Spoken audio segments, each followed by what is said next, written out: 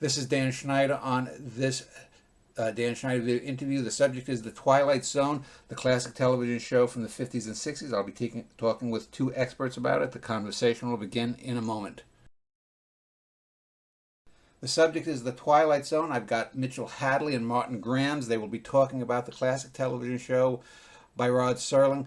Before we get started, I like to have my guests give a little information about themselves. So let me ask you, Martin, first, if you could tell me a little bit about who you are, how you first got into the Twilight Zone, and anything that you've written or discussed about it. Sure. I got hooked on the Twilight Zone back when I was probably maybe 12 or 13. Our local PBS station used to air the episodes, and they were uncut and unedited in a manner that they had not been seen on regular TV, because they would have those closing narratives where Rod Serling would pitch next week's episode. And I think the third episode was Time Enough at Last, which is enough to get a young guy like myself hooked on the program.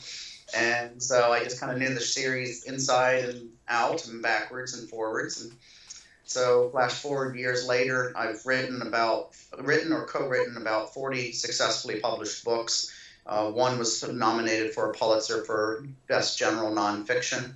And one day a friend of mine called up and said on the phone, I just came across 60-some banker boxes of Twilight Zone material, production files, legal files, fan letters, ton of material. It's all sitting in my living room. You might want to come take a look at it. You're a big fan of the show. I think there's a book here. So naturally, I drove to Ohio. I went through the material and drove back with 60-some banker boxes. Analyzed everything, put it in the files, and basically, as detailed as the material was, it even had Rod Serling's tax records with his Social Security number on. Wow. Having read all the prior books on the Twilight Zone, I realized there was a lot of myths and misconceptions about the series. So my opinion was, here's a chance to actually do a really kick-butt book, not just dates of production and all the music cues and the production costs, but here's the behind the scenes, why they chose this fictional gas station, why they decided to do the special effects this way, who was cast or proposed to be in this role versus who did get the lead role. And in some cases, there was a story behind it. So I basically, in 8 months, assembled everything into a book and got it published. And so there's now an 800-page cockroach killer available for anyone who wants to know anything more than they could ever want to know about Twilight Zone. Well, it's going to be hard for Mitch to top that, but for anyone who doesn't know I think I'll just leave. Mitchell Hadley, Mitch, if you could give a little background about yourself for those who don't know. Sure. You can find me at the website itsabouttv.com, and for the last 13 years I've written there about the evolution of the evolution of American culture and American history through the lens of classic television, and in particular how television reflects, influences, and is influenced by that. I think The Twilight Zone is one of the prime examples of a show that can fill all of those facets for me. I'm the author of 3 books, including 2 works of fiction, and the book, The Electronic Mirror, What Classic Television Tells Us About Who We Were and Who We Are and Everything in Between. And Martin was kind enough to allow me to speak at the Mid-Atlantic Nostalgia Convention a few years ago, where I got to sign some copies for people and meet some really very interesting people there every year. My forthcoming book, which I'm hoping will come out next year, is called The Descent into Hell, How Classic Television Warned Us About Today's Brave New World of Alienation, Fear, and Totalitarianism. And I have, I think, 3 chapters in that book that are devoted to episodes of The Twilight Zone, and how Serling used everything between allegory and straight-out warning to show us what could happen in this country, what might, what would, and why we should be worried about it. And I think he was almost nonpareil at that kind of intuition and insight. So a few years ago, I had interviewed Carol Serling, Rod Serling's daughter, and most people know about Serling. He served in World War II. His entree to become one of the top TV playwrights of the 1950s golden era of live television. So I don't want to spend too much time on that. And then after that, The Twilight Zone and Night Gallery and his contribution of a script or two's version of the Planet of the Apes. One of the things I know Carol Serling said was that she didn't felt that her father had gotten particular due for his stuff, especially with some of his film scripts, like The Planet of the Apes. Let me just start with you, Martin, before we get into the Twilight Zone. Was there anything that you found in any of these boxes of Serling's that confirmed what Carol said, that her father felt sort of not just alienated in terms of what he could do, but that he wasn't given the proper respect as a TV writer? I think he had enough respect like any playwright at the time. If you read any of those newspaper articles and columns from the critics, like in newspapers and magazines of the 50s, 60s, and 70s, he was constantly being compared to by everyone who was the next new writer. Him, Patty Chayefsky, and Reginald Rose. His name came up enough that I think he was respected for what his craft was. From Serling's viewpoint, I think he never liked the censorship, and he also never liked the fact that Hollywood ran on its own dime. So if he wanted to do something and it was brave, he had to find a producer willing to fork up the money and do that on networks. So in a sense, I think it was really just a matter of, like today, you got to be in the right time, right place, and who you schmooze to be able to write a film script for a movie or a TV show. Let me ask you, Mitch, just to follow up on that then. There's the famous YouTube, it's on YouTube now, the famous interview on the Mike Wallace show in the late 50s, right before he started the Twilight Zone, where Serling really rips into network television. Maybe you can just start and then I'll get Martin to chime in on the genesis of the Twilight Zone from those post live television days. Well, I would agree with Marlon that Serling was very frustrated by the censorship that he faced in doing dramas on television, and I believe there was an episode of either Studio One, I think, called The Arena, where he was dealing with politics, and he was forced to just disembowel that script so much to avoid touching on various current political topics for fear that he would offend either Republicans or Democrats or conservatives or liberals, that he couldn't take any kind of a sensible position on anything, and they wound up talking, he felt, nonsense. And I believe he made some comment that he would have been better off if he had just cast them all as a bunch of robots in a science fiction picture talking about make-believe issues. And I think that's what really got him into casting these stories as allegories in a science fiction setting, where he could perhaps have more leeway to be able to discuss topics like segregation and discrimination without directly being accused of favoring one side or being seen as a liberal or an anti-American, or having censorship problems either from network censors or from stations that weren't willing to run his shows, or from people trying to change the script. Martin, do you have any comment on that? Yeah, I agree completely with Mitch right there. Serling, he learned pretty early on, if you have an alien say something versus a human being, the censorship department didn't kind of take it to heart, so he could get away with a lot of taboo subjects. It's like the old line, you cannot drop the N word on television, especially in the 1950s and 60s. But if you have an alien use a substitute word, the audience knew exactly what was being said, and the network let it slide. And so Serling found the Twilight Zone to be probably the best, I would say, a pulpit for what he could just best describe as wisdom fiction. Famously, Serling wrote something like 75-80% of the first year scripts, and I think overall something like 40 to 50%, maybe it's even higher. Number one, is that figure correct, Martin? And also, did you find anything? Did you find, let's say, a couple of boxes of unused scripts that he wrote that never made it to Twilight Zone? No, he wrote about 2/3 of the series, although a few of them were adaptations, not original stories. Mm-hmm. But 2/3 of the teleplays were by him. The other third, the majority, of course, was Richard Matheson, Charles Beaumont, the stalwarts of the program. Serling had a lot of original ideas, and he conceived of them. But by the end of the third season, he pretty much ran out of ideas. He was even drawing stories from the radio scripts he wrote in the 50s and saying, this is a great premise, I'm going to recycle this and improve it and make it a Twilight Zone episode. So by the fourth season, he was not writing as much when it came back as a mid-season program. And even then, being an hour long, he discovered there just isn't too much material that hasn't already been covered. So by the last season, when he was writing stories, he was literally paying total strangers who were submitting story ideas.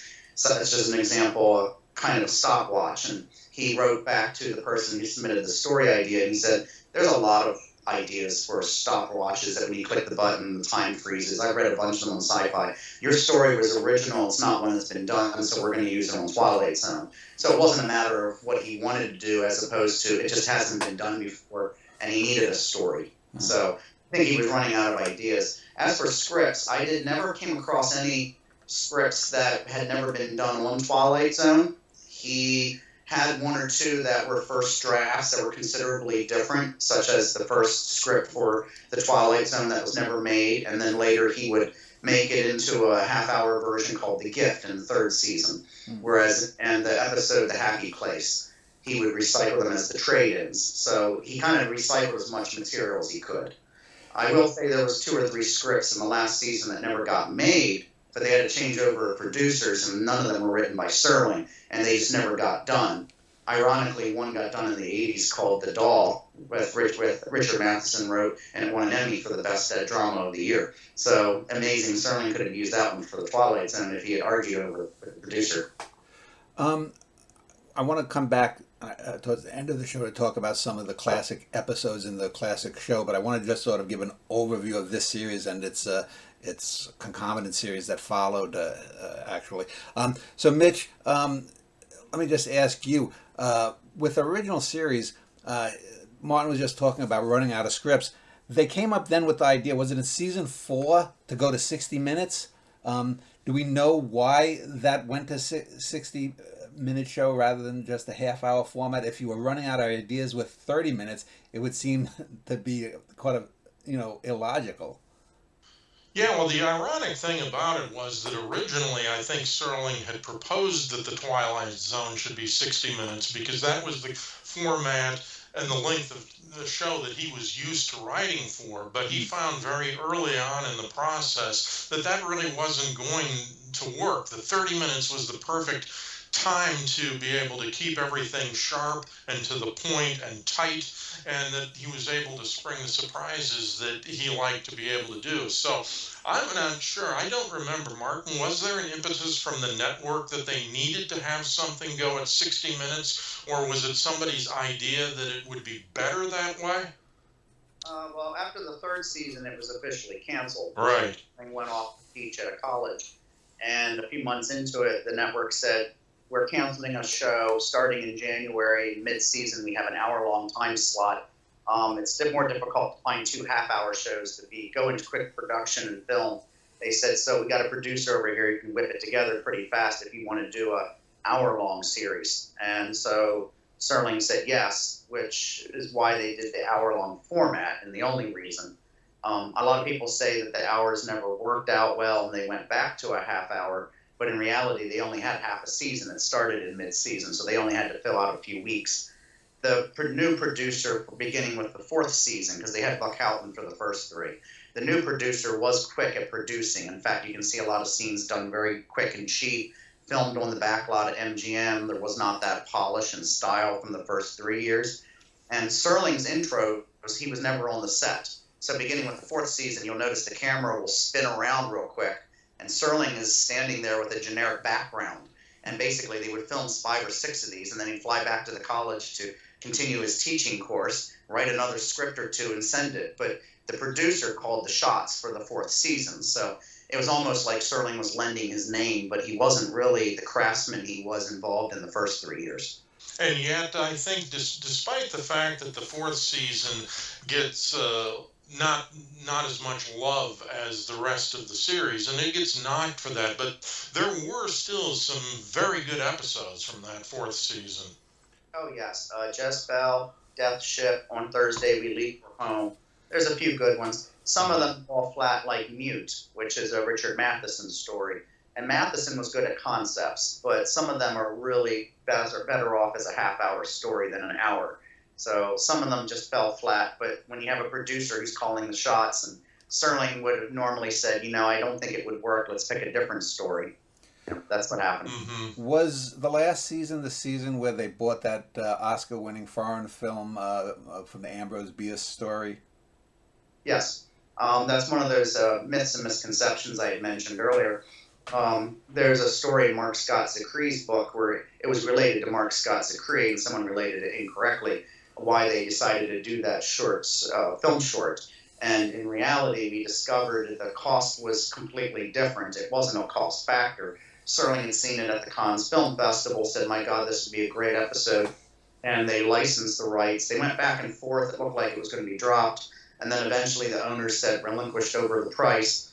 And Serling basically, I think it was something like $25,000, and then $5,000 to edit it with Serling standing in front of a camera and cut it into a Twilight Zone episode. A normal episode back then, at that time, a half-hour episode was costing anywhere between $65,000 to $90,000. So budget-wise, it did come in handy, but it was never meant to be a budget-saving method. It just happened to work that way. And I've seen the half-hour episode, the half-hour film, which is like 29 and a half minutes. Whoever cut that down in length for the Twilight Zone, you really can't. If you watch them back and back, you barely can tell any difference. They really did cut out whatever you wouldn't have noticed otherwise. So people seek out the 29-minute, and I think it's on YouTube. And then you watch the Twilight Zone, and you go, I didn't see anything cut out. They did a fantastic job. That was what an occurrence at Owl Creek Bridge, and I think that went on to win an Academy Award for Best Short Subject too. So it is an exceptionally good episode, especially when you see the story adapted on Alfred Hitchcock Presents. I think that may have been before the Twilight Zone version, but if you're familiar with the story, you recognize that this is what it's about, and you know what's going to happen. But it has a completely different impact than the version on Twilight Zone.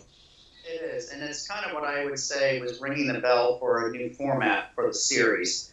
If you notice in the last season, there's episodes like Probe 7, Over and Out, and the one where everybody, number 12, looks like you, and then there's a couple others like The Long Morrow. They were starting to go more science fiction stories. During the last year of the Twilight Zone was the first year of The Outer Limits, and I always said Joseph Stefano took Twilight Zone and elevated it. He said, where can we take it another notch up? And it works as an hour-long show, even though it's kind of a monster of the week. So Serling seemed to have been watching The Outer Limits, and there were some letters and memos going back and forth, and it indicated that had the show go on another year, had CBS said, we'll give you a sixth season, Serling was going to do a few two-parters and was going to do a lot more witchcraft and science fiction, and he meant literally bug-eyed monsters from outer space science fiction, because he had seen what they did in Outer Limits and said, wow, they took it up a notch. I want to be able to try to do those kind of stories. So it would have been a slightly different series in the last year compared to what we were used to prior. I want to follow up with a couple of things that I've seen from Serling regarding the creation of the Twilight Zone and at the end of the series. One Step Beyond came on about a year before the Twilight Zone. What was the fellow's name again, Mitch? Do you remember? John Newland? Yeah, Newland.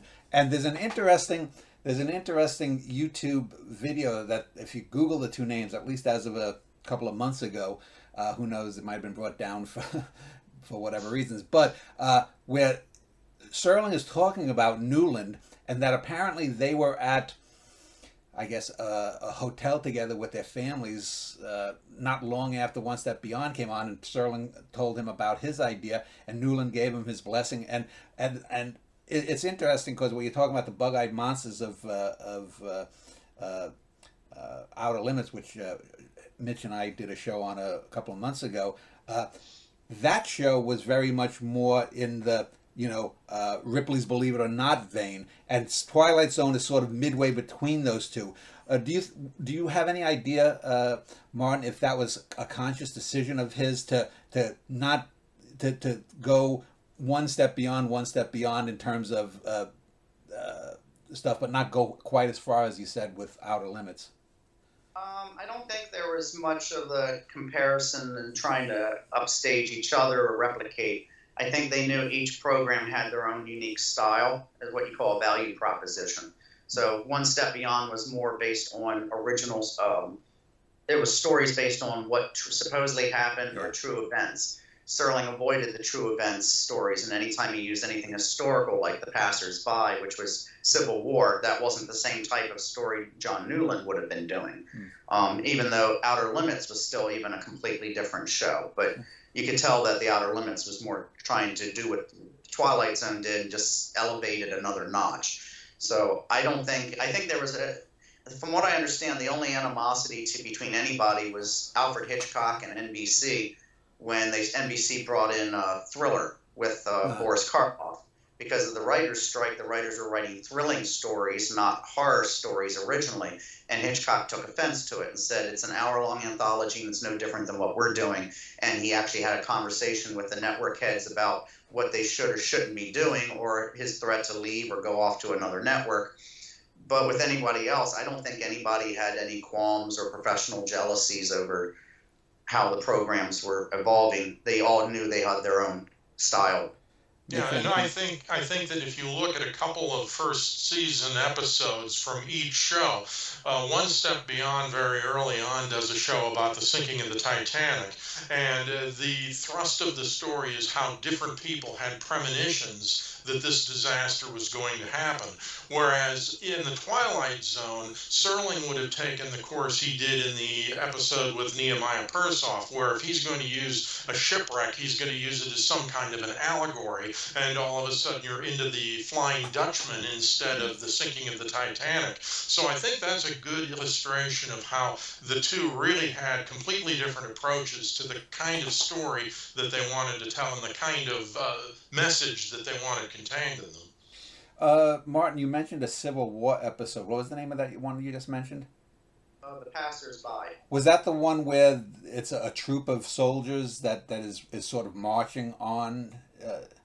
Okay. Correct. And basically the premise at the end, if you hadn't figured it by the end, and somewhere along the line it comes to through it, you start discovering they're all dead. They're just basically marching to heaven or hell. Yeah. And the last victim of the Civil War would be Abraham Lincoln. Yeah. And the only reason she can see them is because she also was a victim. But it was a matter of how it's not as bad as you might think type scenario. He did that with Nothing in the Dark, where they filmed it in the second season and then aired it in the third season, where the death is actually coming to claim the old lady who's paranoid. Yeah. Robert and he's living in fear when fear is done. Yeah. So in the last couple of years, there have been quite a bit of Serling material. At least a lot of them are his lectures or Q&As at, I think it was UCLA or USC. And there's one in 65, I believe, just like a few months after the Twilight Zone went off the air, where Serling is again quite embittered about it. And he basically says that he doesn't think he could ever do another show like the Twilight Zone, get it off the ground, because despite what he said in the Mike Wallace interview a few years before, the censors were even getting on him even more in the last few years. Does that jive with reality, or is he just venting, Martin? Do you? I think he was part venting, in the sense that part of it was publicity. You have to remember the Mike Wallace program was actually on CBS, so Rod Serling's appearance was really to promote the Twilight Zone. What Serling talked about was up to Serling, but if it built up a little bit of hype, especially since he was known for writing scripts for Playhouse 90, and the deal with CBS was they gave him Twilight Zone at a time slot they had a difficulty selling. I mean, you can go up against Friday Night Fights on the other network where you got the boxing was big. Basically, CBS said, we'll give you the show if you could at least write a number of scripts for Playhouse 90 every year. Yeah. So Serling basically took advantage of the opportunity and just was criticizing what he didn't like sponsor influence on Playhouse 90. And naturally, they brought up the Twilight Zone, how it's coming around the corner. Yeah. Amusingly, Serling did kind of accomplish what he wanted to do later on with Night Gallery, where he was able to do an off-the-wall series And in some episodes, like they're tearing down Tim Riley's bar, Messiah, Mott Street, he was able to do the type of stories Twilight Zone. Like I mentioned, he said half of it would have been witchcraft. He kind of started veering more towards. I always say, if you want to know what Twilight Zone would have been like in season 6, in a sense, first season or 2 of Night Gallery is probably a good example. But he was even more detached than he was at the end of Twilight Zone. Then he was basically a figurehead, wasn't he, on Night Gallery? For first 2 seasons, he was in charge of it. He got to be the story selector. Third season, he was pretty much, Jack Laird came in, and that's when the third season, Serling complained that he was mainly a name, but he did not get to choose the stories. And if he's not choosing the stories, then what's the point of having his name on the show? Yeah. Because they're using his name. And of course, that didn't work out as the third season anyway. And I think it's the stories. So let's talk, and I'll start with you, Mitch, about the anthologies. We mentioned this when we did the Outer Limits show, but it's just worth going over again. It's sort of like Serling, the whole Pacino thing. They brought me back in again to do an anthology, even though Night Gallery is basically one of the last anthologies out there, other than that rotating NBC movies that we talked about with the Columbo stuff. What do you think was the fate? What anthologies sort of died in the late '60s, early '70s. What do you think a role, if any, Twilight Zone played in it? Did it just basically prolong what was a dying format? I would think to a certain extent, because even when the Twilight Zone was being developed, there were concerns about that, sponsorship concerns and network concerns. When we look at the first episode, Where Is Everybody, which is really a remarkable episode for the time, and you have Earl Holliman in it, and that was one of the concerns that was expressed, was that people will tune in and they'll say, gee, Earl Holliman was great in that story. I'm looking forward to seeing him again next week. But with the Twilight Zone, it was, well, Earl Holliman was great, but he won't be back next week. I wonder what we're going to get. So I think that as TV got more into this idea of continuing characters and continuing stories, and we have to remember that I think it was Cheyenne, which was actually the first hour-long story, or the first hour-long show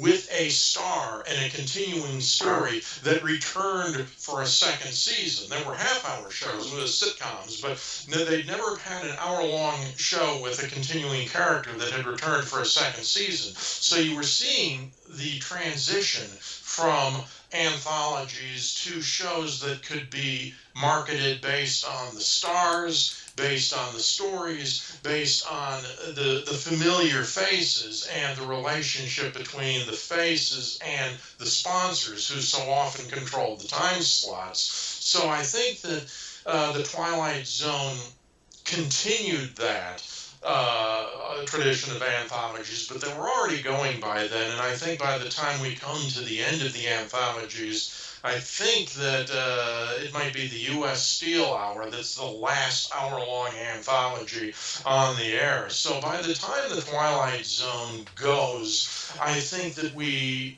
have, Bob Hope presents the Chrysler Theater. You got the Danny Thomas show, where he is similarly putting on some anthologies. But by that time, you were really selling the host of the anthology, just like Serling did. So you've got Bob Hope looking like he came off of the golf course to sit in his director's chair. And I want to tell you, this is going to be a great show. But the future was the stable hour-long drama with a continuing cast. Martin, any comment on an anthology format? I'd like to say the networks generally make decisions based on finances. So anthologies are more expensive than what you would call a situation comedy or routine characters, such as, say, Bonanza, with the same actors, because they would recycle the office sets, the living room sets, the props, studios. When you do an anthology, it costs a lot more money. In some cases, I think the big script writers for such shows as Studio One, Playhouse 90, and Armstrong, and Philco, they graduated into programs like, say, The Defenders or Route 66, Naked City, where there's regular characters, but they were not the central characters. So they were able to do what you would consider an anthologies program, just having us regular characters show up and get involved, partially involved. They did that for the later Gunsmoke episodes. I've always believed it was never a Matt Dillon show after that. Matt Dillon just happened to be brought in. It was always, and each scene always opened up with the new character and what the scenario was. Today, anthologies still go on, but they are so expensive. Unless you get someone like Spielberg's name on it, they're pretty much restricted to the streaming channels. And the only good part about it, like it was back then, is going, for me, I like stories. So if you watch an anthology, I always say a good anthology is when you get a gem for every 5 you have to watch. And so today you watch regular programs, but they have rotating regular characters. You get a gem of an episode out of a season at best, but the end day is the anthologies.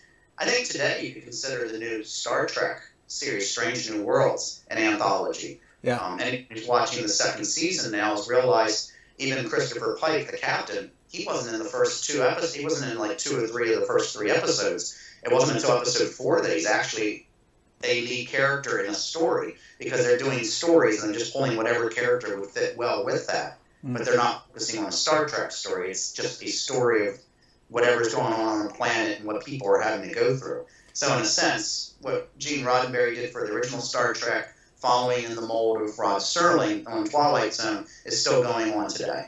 I think one of the problems you have with contemporary television going to a serialized format is that they're banking so much on the personal lives and the development and the backstories of their main characters that they're really foreclosing on the opportunity to be able to introduce guest stars who are passing through with rich stories of their own, and instead you're making your stars the focal point of the episode, and I think that works against some of that storytelling that Martin's talking about. Yeah, serialism almost always inevitably leads to melodrama. I like melodrama. I watch soap operas, but Strange New Worlds, I think, is, for my money, is the best Star Trek since the original one.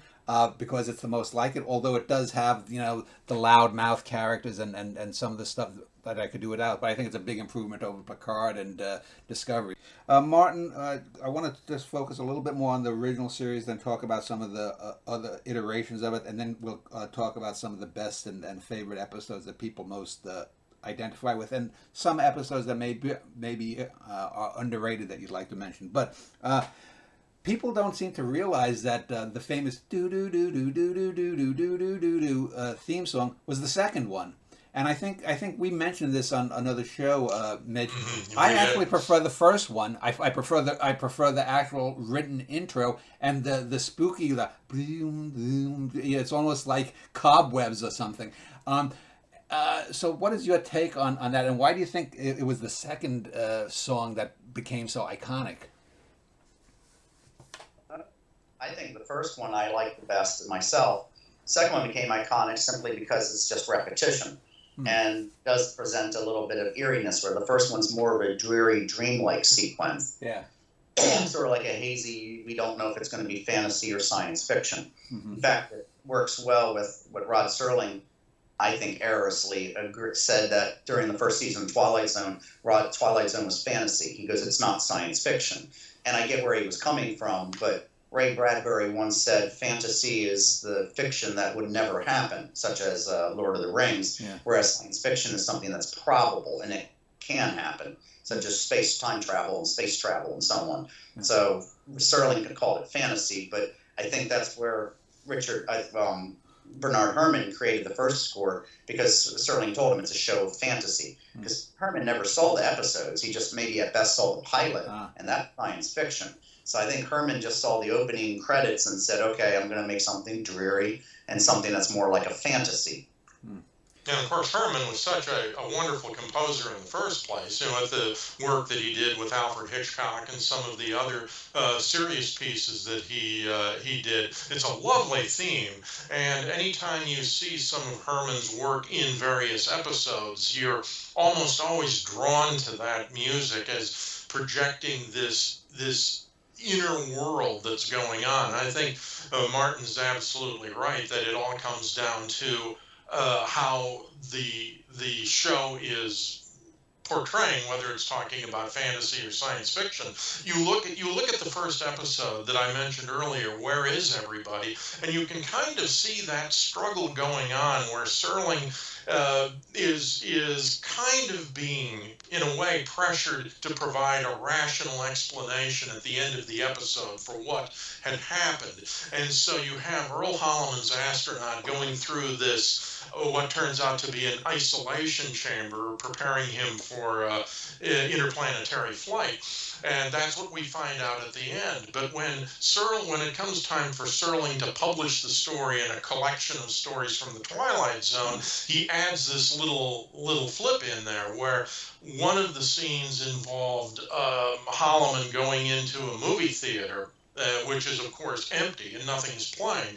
But in the story, he takes the ticket stub, and tears it in half and sticks it in his pocket as he would if he were going to a real movie. And in the written version of the story, at the very end, you have that ticket stub in Holloman's pocket. The question being, well, how did that ticket stub get in there? And I think that that's something that as the series progressed, they were more willing to go into something like that. Was it King 9 Will Not Return, where you have that, well, how did the sand from the desert get in his shoe? This idea that it doesn't have to be always a rational explanation. It can be otherworldly.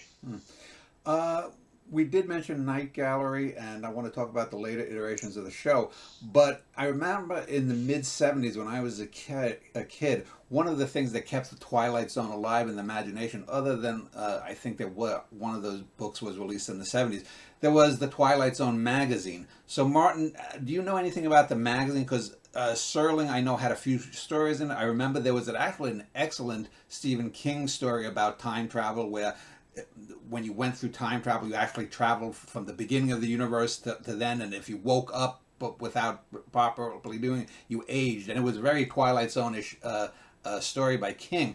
What was Serling's involvement in that magazine, if anything?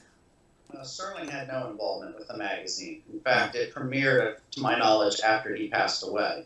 Yeah. They had a number of years, okay. And the editors at one point were kind of struggling for some meat and potatoes. So since they licensed from CBS, they were reprinting some of Rod Serling's teleplays, at least in script form, as some of the features. And then Mark Scott Zicree's book came out, Twilight Zone Companion. So they decided to reproduce like 1 or 2 episode entries in each issue, which helped Mark's book too. And then of course when the motion picture came out, it helped promote the motion picture. So the magazine, I think it came out during an era, only because it was in the bookstores nationwide do I not call it a fanzine, but really was created by fans. It was sent out to fans. It's a niche fan base. But the magazine did pull off quite a number of original stories by writers who wanted to have their name associated with Twilight Zone, help promote that 1980s TV series that was around the corner. It was just a marketing tool that I think CBS said, look, we got a program. Someone wants to license the name so they can do a magazine. How's that going to hurt us? In fact, if anything, it'll boost the syndication. So more networks will want to carry the program, more TV stations across the country.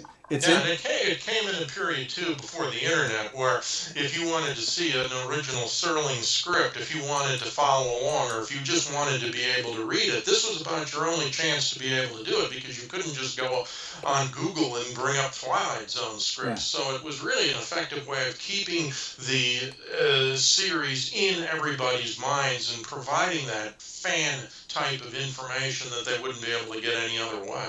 What's interesting is that would never happen today, because you look at for example old rock bands, they ban stuff, they'll take down stuff on YouTube, or if you use more than 5 seconds of a movie clip to do a fan review or something, the studio will take it down.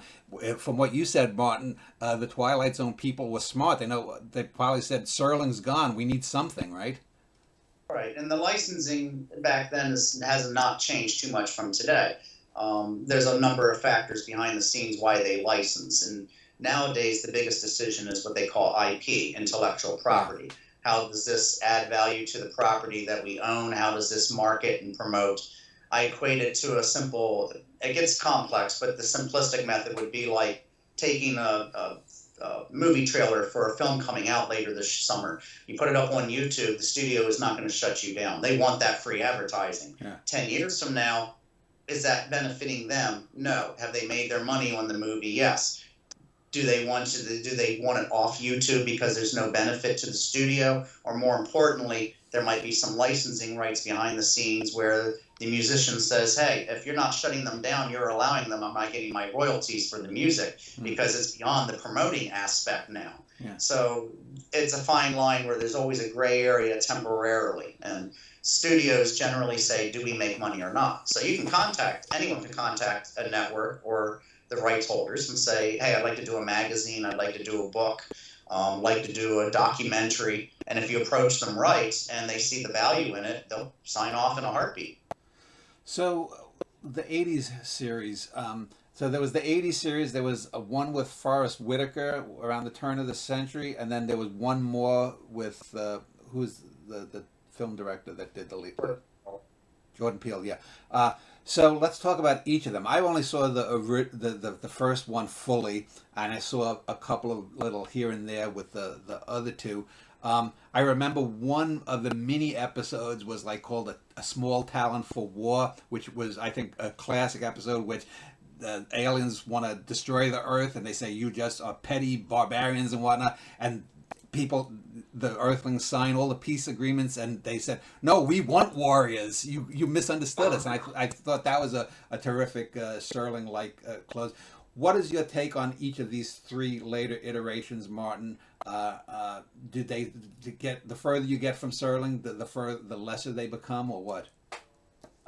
Well, I always consider them just regular anthology series borrowing the name of the Twilight Zone, but each in their own way. It's kind of like apples and oranges. One has a tough time comparing.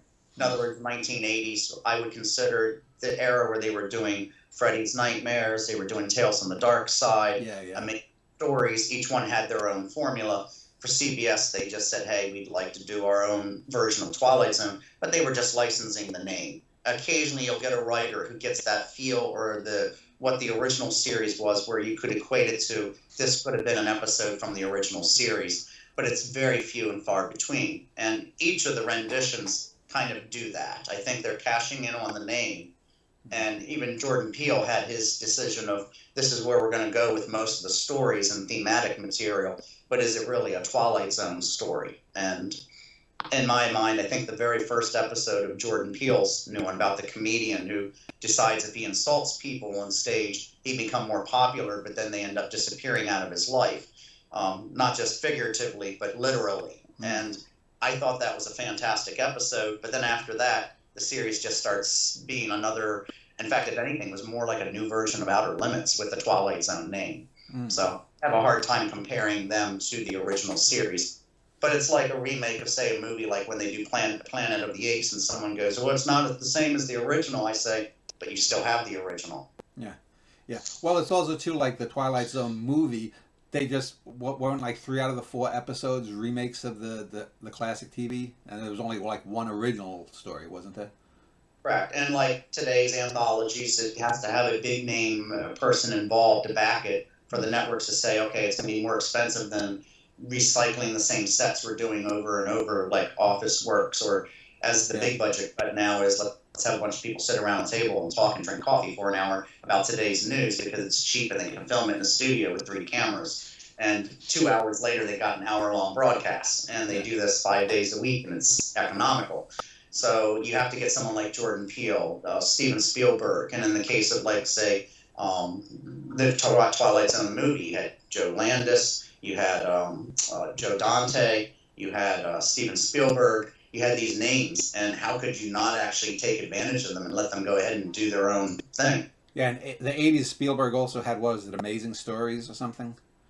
Right. Mitch, your take on the further iterations? Yeah, I would agree with that, and I think there was one story in the first renewal that I thought was particularly Twilight Zone-ish, and I think it was called Portrait in Silver, and it starts to play around with the assassination of John F. Kennedy.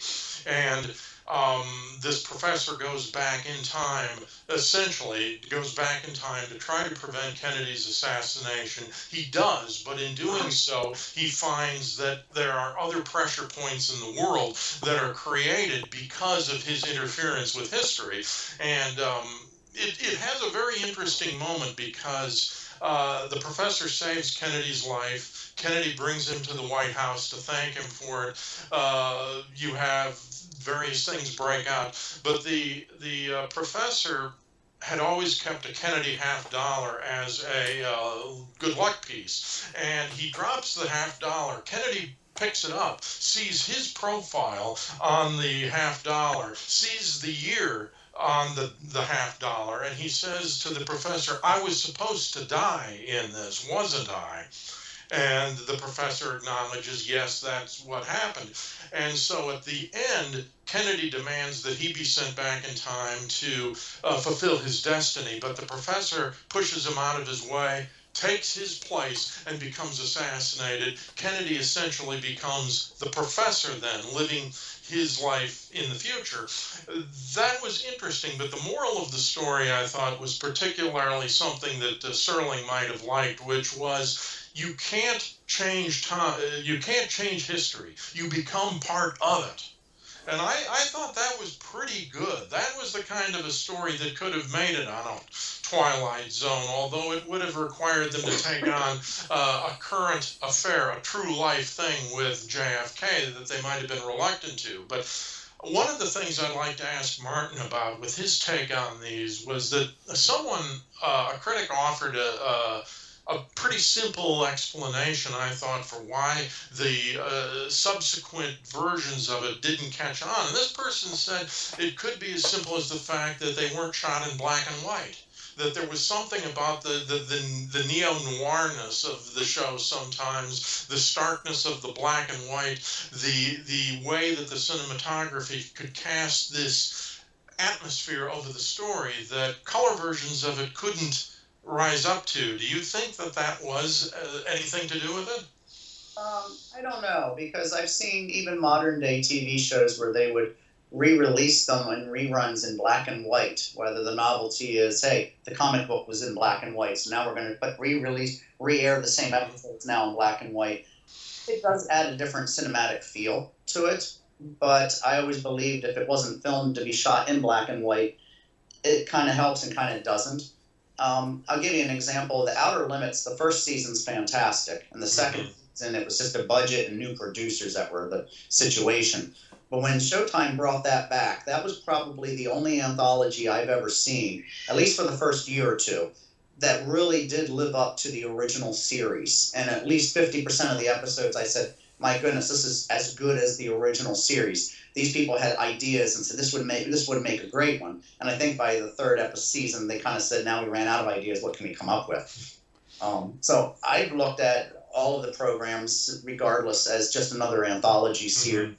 I think what sells it is the name, because I wouldn't watch it otherwise. Yeah. There's Apple TV had a third season, 5 episodes of Amazing Stories a year or two ago. And if they hadn't had the name Amazing Stories, I would never have watched them. Wouldn't bother, yeah. And I found one to be reminiscent to the original, one to be fantastic, and the other 3 to be okay average. But that one fantastic made it worth watching 5 of them, and I wouldn't have watched them without the name. So if a few years from now they decide they want to revive the Twilight Zone again in name, it's just another anthology and another take on it, and I'm guessing at least 1 or 2 episodes will make it worth watching.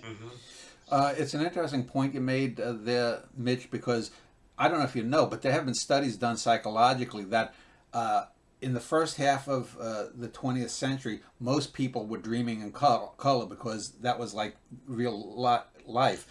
By the mid 20th century, with the advent of a black and white film and then television, a lot of people started dreaming in black and white, which of course is not natural for the human state, because what they were constantly seeing, the media they were being saturated with for 20, 30 years was black and white. Now, since black and white television has gone away and everything is in color, people have now dreamed back normally in color. So I'm wondering, since really I think just a year or two after Twilight Zone ended, everything went to color basically. I'm just wondering if that was maybe the last, if people of a certain age always associated that with dreaminess. It's an interesting point. I hadn't considered that before, but it it is interesting. Of course, when it came to the movies, black and white was always thought to be associated with serious drama, credible drama, whereas color would be Courtroom used scenes. for adventure stories and comedies, musicals, romances, that kind of thing. But I remember reading Mike Nichols' biography a couple of years ago, where it talks about how Nichols had to fight to make Virginia Woolf in black and white, and it was really keeping on that tradition of a very heavy, serious story being shot in black and white rather than in color. So let's go back to the original show and just talk about some of the episodes. I want to talk about some underrated episodes that people don't talk to.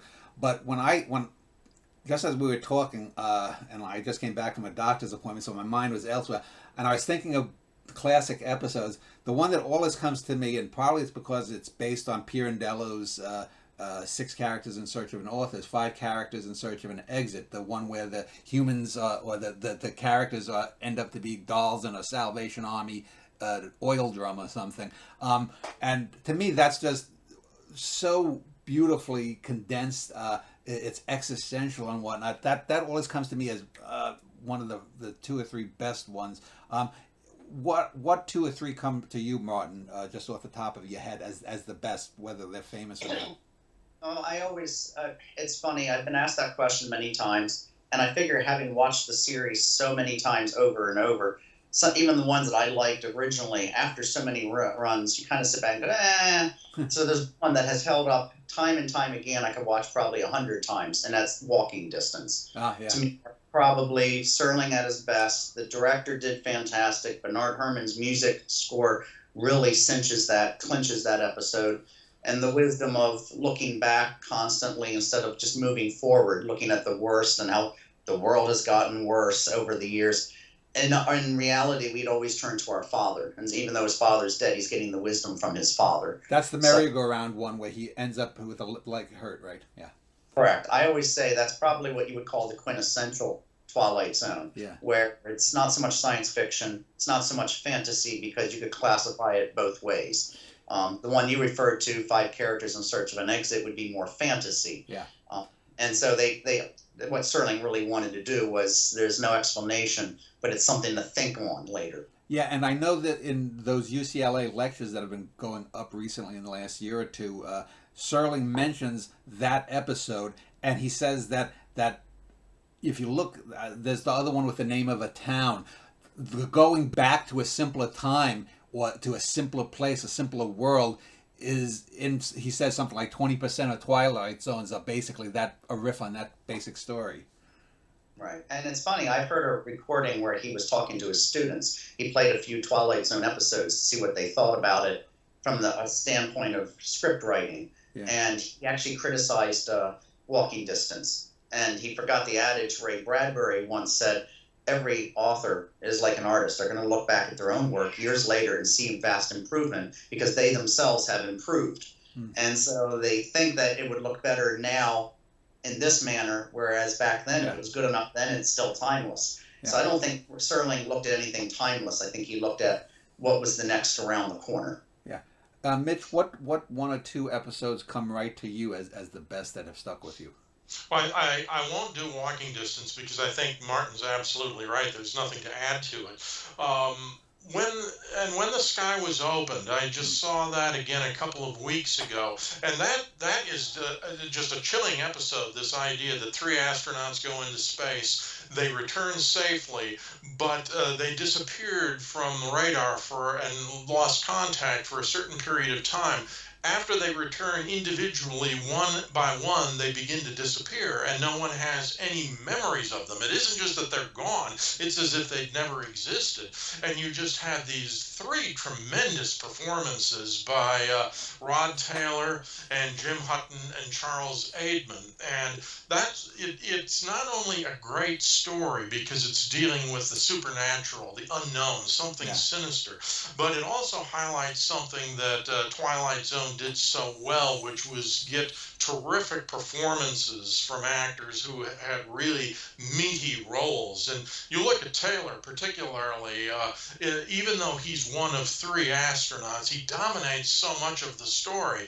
And then the priceless look of Jim Hutton at the end, when he's heard Taylor's story, probably doesn't believe it, but he's worried about it. He doesn't remember Charles Aidman because, as far as he's concerned, Aidman never existed. But he's heard the story of one man disappearing. Now it's happening again because Taylor has disappeared, and this look on his face when he realizes this is going to happen to him as well is such a powerful moment. I think that's a great episode, and another one that I'm very fond of that I've written about for my next book is The Obsolete Man. And that's a Burgess Meredith one, right?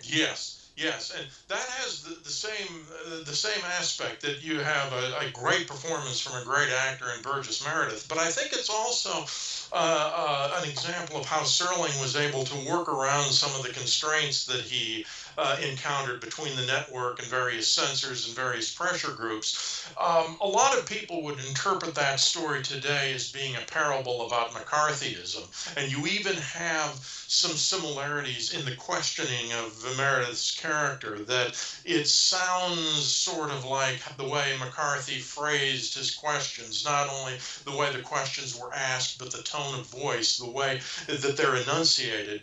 But what he's done is give it this view of a future totalitarian government, and he's also given you reason to believe that these people are more like Nazis than they are anybody you would encounter today. So he's called on the past, he's set it in the future, and in that way he's managed to avoid the criticisms that people might have had of him projecting a certain contemporary impression. And yet at the same time he was clearly able to get his point across that this doesn't just happen in the Twilight Zone. It could happen anytime, anywhere, even today, even here.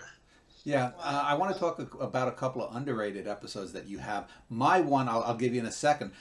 One of the things I think that Twilight Zone is so good, the original one, is that it still has relevance today. And when you think about the internet and online and people trying to conform and personal sexual identity, that kind of thing, you look at something like, The Monsters That Do on Maple Street, or Eye of the Beholder, with the one with the ugly doctors and the gorgeous gal. Was it Emmy May from the Beverly Hillbillies? Wasn't she the one there? But an underrated episode, I think, in a similar vein, sort of midway between those two, is the one where you have the rebel girl who doesn't look like everyone. Everyone gets operations to look beautiful, and she's content with being mediocre, a plain Jane. Then they force the operation on her, and the real chilling thing is she accepts it and likes it and thinks is bad. And I think that's a terrific episode that I don't really hear many people talk about in comparison with Maple Street or Eye of the Beholder. But I think that's underrated. Let me ask you, Martin, give me an underrated episode that people never talk about. Well, I would say a guilty pleasure. I do really, really enjoy the episode Mr. Garrity and the Graves. It's John Daner at his best. He can ham up a role. Supposedly he's a con man in the Wild West. They had a massive massacre, and he's come to bring all the dead back to life. And the amusing is people are not paying him to bring them back. They're paying him to keep the dead back under because they've moved on in their life. Whether they be married or he was abusive. And at the end, it turns out he was a con man, only he didn't realize he was capable of bringing them back from the dead.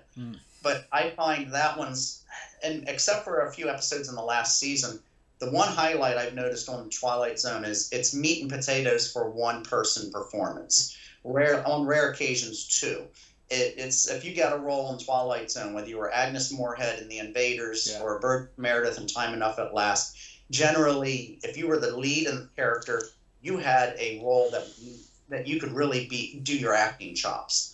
And Serling's rare gift was being able to have two people have an argument, and they could have an argument for 90 minutes, and you're still glued to the screen, which is very difficult after 2 or 3 minutes of somebody arguing. Kind of like in fiction, it's hard to write fight sequences and actually make it a real decently well-written fight sequence. So I find Serling's best stories were generally one-person performances, and majority of the episodes, you look at them now, that is exactly what they were. Yeah, sex scenes are even worse to write than fight scenes. But Mitch, underrated episode that no one talks about. Yeah, I think there's one in I think it's the first episode of the 5th season, In Praise of Pip, and that has the same Klugman. kind of a performance. Klugman, right? What's that? Klugman. Yes, Klugman is terrific in the role, and I've often considered Klugman to be an actor who is usually way up here in terms of his approach. He's all out, Yeah. but on the occasions when you get to see him underplay a role, and he does in The Naked City too. There's an episode where he does that, but it's a sensitive episode. It's interesting because I think that. Zachary had mentioned that it's one of the first mentions of Vietnam in a dramatic show on American television because Pip's the son, Klugman's son, and he is injured in Vietnam. It's a place we're not even supposed to be in, is the line, and that's it's a very good episode that I think kind of gets lost sometimes. And is Billy Mooney the kid? I think he is. Yes, and just makes an appearance at the end. But and John Anderson has a very nice performance. No, he isn't in that one. I'm thinking of another one there, but with the Klugman. But it's just a very nice overall episode that's underplayed. And then Guilty Pleasure. The Long Morrow, which is an episode with Robert Lansing, where he plays an astronaut who has to be sent out for this long, something like a 40-year voyage, and he'll be in suspended animation for most of the time. But unfortunately, just before he goes on the voyage, he meets and falls in love with Mariette Hartley. Well, why not? And but he realizes that when he comes back from this voyage, he's going to be 40 years older than she is. So he voluntarily, during the mission, decides to turn off that system, and he ages the time, and he's spending all of that time completely alone.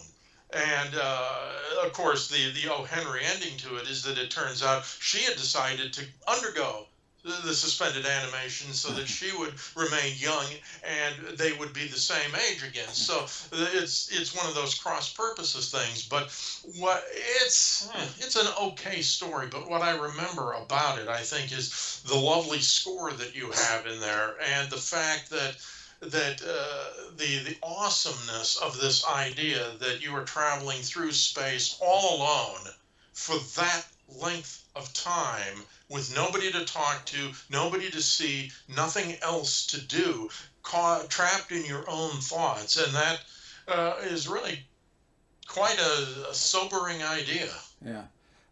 So let's talk about sort of the overrated episodes you might think, and/or worst episodes. I think to me the worst episodes are collectively those that outright try to be comedic. I think the Twilight Zone is not particularly good at comedy. There probably are a few exceptions, but the one that isn't a comedy, but that to me really strikes me as heavy-handed, is the one with the Venusian versus the Martian, and they're at a diner, and you get the Venusian has like 6 arms or whatever it is, and the Martian, takes off the cap, and he's got like the worst possible, third eye going. I mean, I think it's just that third eye that really, it's like, come on, you couldn't have made it a little bit more, but let me start with you, Mitch. Give me your idea of the most overrated or worst episode that comes to mind. Well, I'm going to take the easy way out and agree with you on this one, that I think that the comedies in general tend to be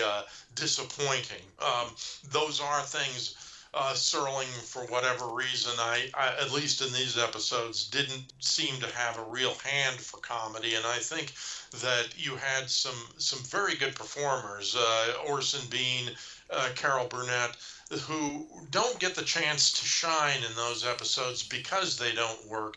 And I know I saw last month, I think, somebody had on one of the Twilight Zone websites reproduced Serling's letter of apology to Burnett, that he hadn't given her a better episode and that he hoped to be able to give her something better the next time. So I think you're right. Those tend not to work. And there are some episodes, I won't name specific ones, just talking about a genre where when Serling is either clearly exhausted or out of ideas or just at a loss, and he has a tendency when that happens, that Martin was talking about the debates that are so good when Serling is at his peak. When he's not at his peak, it sounds like a couple of Rod Serlings talking to each other around the table. And that can be very interesting, but there are times too when it either gets portentous or heavy-handed, or there's just no variety in the argument. And I think those disappoint mostly because you know that it could be so much better. Yeah, and you know, you don't have to say that war is bad 7 times in a 20-minute episode or 22 minutes. Martin, overrated or worst? I agree on some of the comedies. Mr. Beavis and Cavender's Coming, they were clearly part of the fulfillment. He had to, under contract, write pilots for the TV series. He wrote one with Wally Cox in the last season. That was also another pilot. They don't work as comedies, and why he thought he could sell or pitch a pilot of a comedy, I don't know, other than that he knew he needed a recurring character. So that's what he was trying to establish. I would say if I had an episode that probably really falters, the episode Mute from the 4th season. That is a 5-minute story stretched out into 50 minutes and 45 minutes too long. It does not work. It's not the type of story you expect to see on Twilight Zone. I think it was one of those scenarios where Richard Matheson needed the money. If you read his short stories, Matheson is great. He's great with concepts. And so half the time when he needed the money, he just came up with something silly, whether it works or not. And then the other half time he had a brilliant concept, and it works very well in the short story form. If you get any of his short story compilations and collections, as well as, like, say, Charles Beaumont, I'd say half of them are just like Twilight Zone type stories. But there's still a few, and I think Mute worked great as a short story for 5 minutes. It did not work as Twilight Zone, but Matheson must have pitched it, had an idea. And you know the old saying, it looks good on paper, and then it doesn't look good on camera. This looked good as a pitch. It didn't even look good on paper. Who was the actor in that? It's not ringing a bell for me. You know, that was one of the few that I couldn't even tell you. Was that Telly Savalas, or was he in a? No, that's the little he was doll. In the one about the talking doll. Yeah, talking yeah. Tina? Yeah. I don't remember Mute who was in that either. Well, that says a lot then. That. So let's talk about legacy before we end. The Twilight Zone, and talking about classic Serling Twilight Zone, is in a sense almost sort of in the psyche of the zeitgeist of American television, American pop culture. And yet when you think about it, yeah, there's 150 or whatever episodes, but you know it's so far gone. And you think about a lot of the stuff even that came 20 years later, that in the 80s or 90s this is just dismissed and barely recalled anymore. What do you think, Mitch, and then I'll go to Martin, what do you think is the reason that the especially the Serling Twilight Zone is really, I mean, we know when someone said, "Oh, it was like in the Twilight Zone." What gives it that staying power to you, Mitch?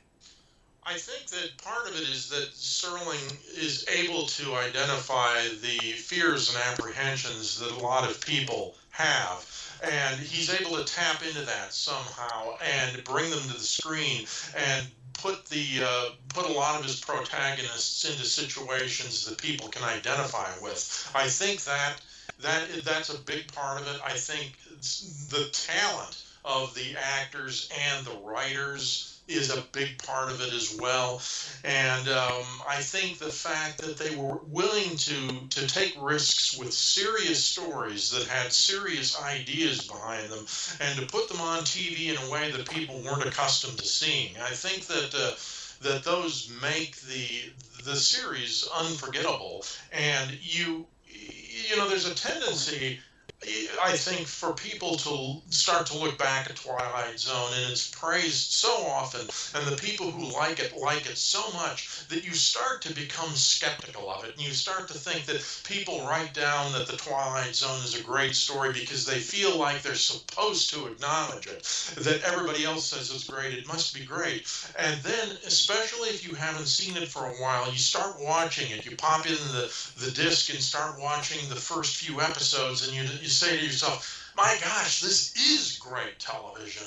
And so even if you've seen the episodes many times, you still have that opportunity, that ability to be surprised and impressed and gripped by them, and stories that you didn't remember well come to life, stories that you didn't think were that good or better than you remembered, and the stories that were great just continue to blow you away.